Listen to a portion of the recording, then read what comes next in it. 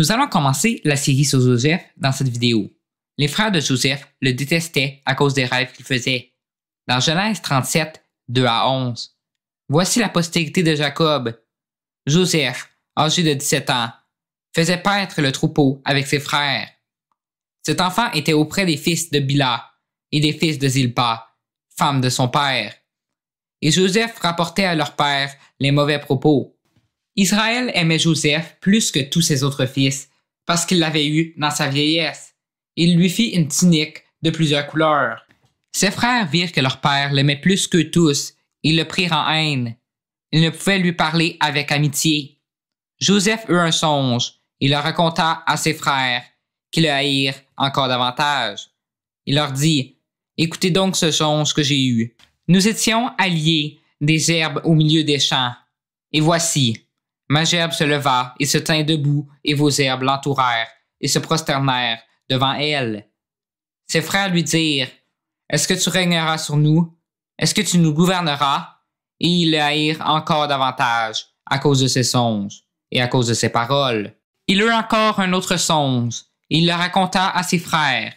Il dit: « J'ai eu encore un songe, et voici, le soleil, la lune et 11 étoiles se prosternaient devant moi. » Il le raconta à son père et à ses frères.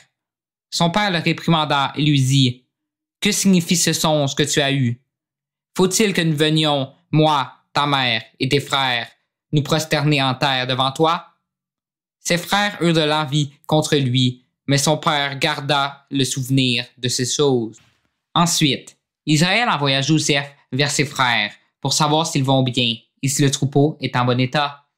Ceux-ci voulaient tuer Joseph.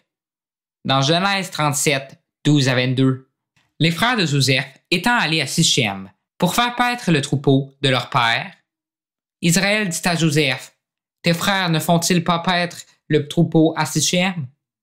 Viens, je veux t'envoyer vers eux. » Et il répondit: « Me voici. » Israël lui dit: « Va, je te prie, et vois si tes frères sont en bonne santé, et si le troupeau est en bon état, et tu m'en rapporteras des nouvelles. » Il l'envoya ainsi dans la vallée d'Hébron, et Joseph alla à Sichem.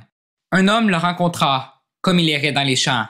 Il le questionna, en disant: « Que cherches-tu? » Joseph répondit: « Je cherche mes frères.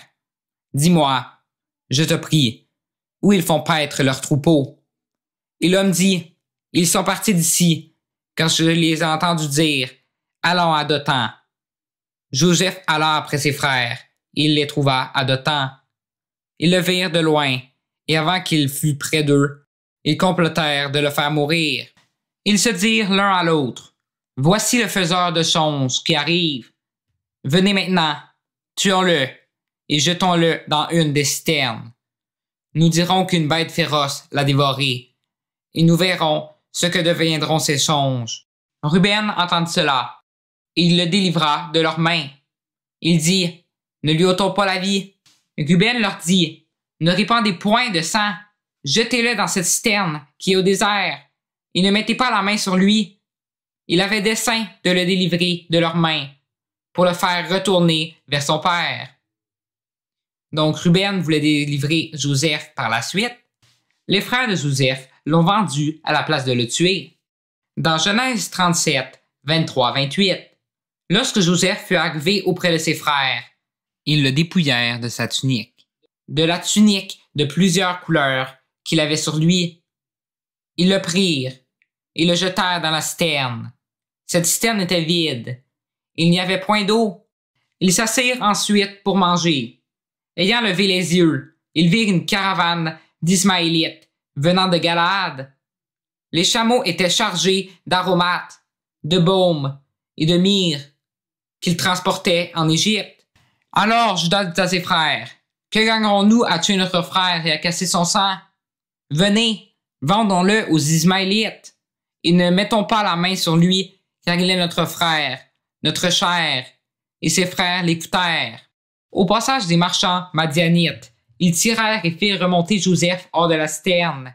Ils le vendirent pour 20 cycles d'argent aux Ismaélites, qui l'emmenèrent en Égypte. Après la vente, les frères de Joseph ont fait croire que Joseph était mort. Dans Genèse 37, 29 à 36. Ruben revint à la citerne, et voici, Joseph n'était plus dans la citerne.